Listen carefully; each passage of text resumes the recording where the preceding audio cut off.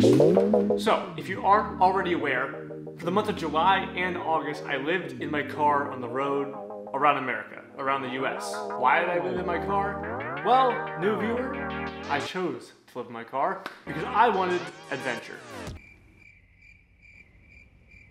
So I got adventure, but I wanted a road trip.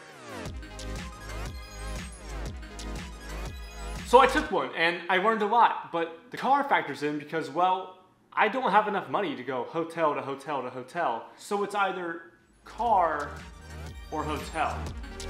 I chose the car.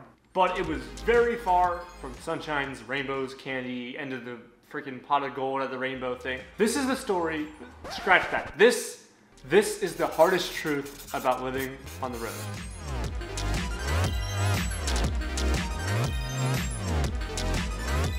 There are sirens everywhere. I don't know what's happening. What's happening again? You know, we did this in the last video. Gosh, I can't open the door. We did this in the last video too.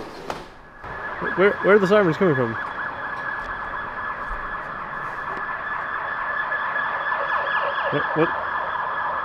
What's happening right there?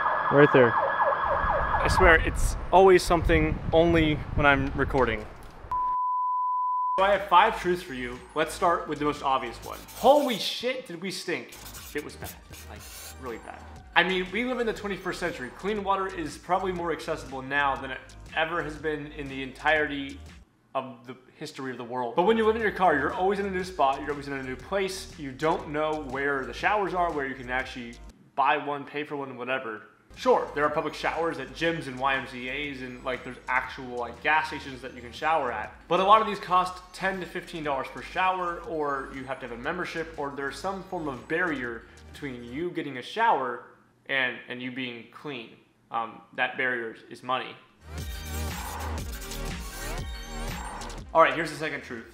Getting food or cooking food on the road is much more difficult than you think. In this, there are 2 ways that you're gonna get to eat on a regular basis. The first is you're buying food out. Restaurants, fast food, whatever floats your boat. You're paying someone to both cook and serve you the food, and you're not cooking it or storing it yourself. You're just going out to eat every day. Or option 2, you're buying food that you can preserve, like peanut butter and noodles and rice and random shit. You buy a pot and you get a pocket stove of some sort. I had a butane one with a pocket stove that connected, and then I could cook anywhere I wanted to in a pot. I made breakfast, lunch, and dinner in some, let's just say, less than optimal locations.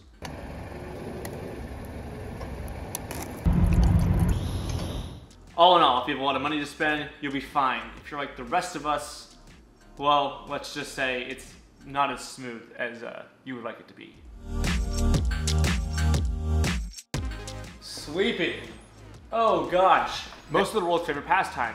Maybe. I don't know. I just made it up. But what I do know is we all need it. And when it comes to living on the road in your car, you do not get a lot of sleep, and you definitely don't get a bed. So unless you're staying in hotel after hotel, which in that case this video doesn't apply to you, you're gonna have to find options if you're not doing a hotel. So it's either sleeping in your car or it's camping in a tent somewhere where you have to pay for. In our case, we got pretty good at sleeping in the car. We made window covers for privacy, and we rolled our chairs back at night and had pillows and blankets, and we actually figured out ways to sleep both comfortably in our car.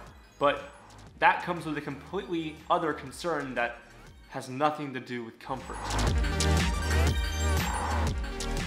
Knowing where we would sleep at night, especially on a road trip when you're living in your car and you're traveling hundreds of miles a day and you don't know where you're going to be at night, is the biggest concern of all of them. Knowing where you have connection and where you don't have connection, and where there's a dead zone and you can't get contact with someone if something bad were to happen, or knowing where you can sleep and where it's safe to sleep, where it's not safe to sleep, what cities, what states allow you to sleep in your car versus the ones that don't.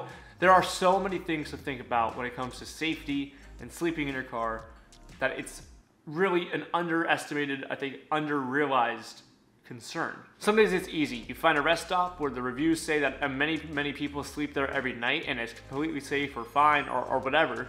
And then some days are harder. Some rest stops are just flat out sketchy, or some states don't even let you sleep in your car in them. So you have to either do it illegally or find a different place to sleep, meaning go to a different state, which just means more driving. All in all, my point is that each day, each night comes with a new challenge that you probably weren't even thinking about when you were enjoying your day, seeing a new place, or doing whatever on your road trip. Bottom line is safety isn't to be underestimated, and road tripping in your car can be fun, but it can also be dangerous. So just think ahead and tread carefully, because you never know.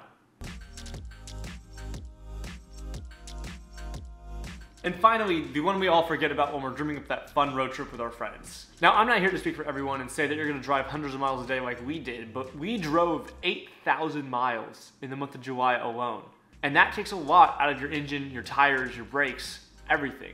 Though we were prepared for an accident or prepared for a blowout or something like that, you have to be prepared ahead of time to know that the worst could happen, and that most cars, even with synthetic oil at this point in time, at the very least need at least 2 oil changes for that 8,000 miles, if not more. You don't want a car breaking down because that's your house and your ride, and in order to get back home, wherever home might be, you kind of need your car to drive and do its thing. You never know what you'll encounter on the road. You definitely don't know if the road's gonna be a dirt road on the map or if it's just gonna have a bunch of potholes and you break an axle or whatever.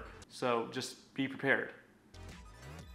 Look, I'm not saying these things to tell you to not do a road trip or don't go see the world on a budget, but unfortunately it's not as smooth or simple as the internet makes it look. So be prepared, because chances are you'll need it.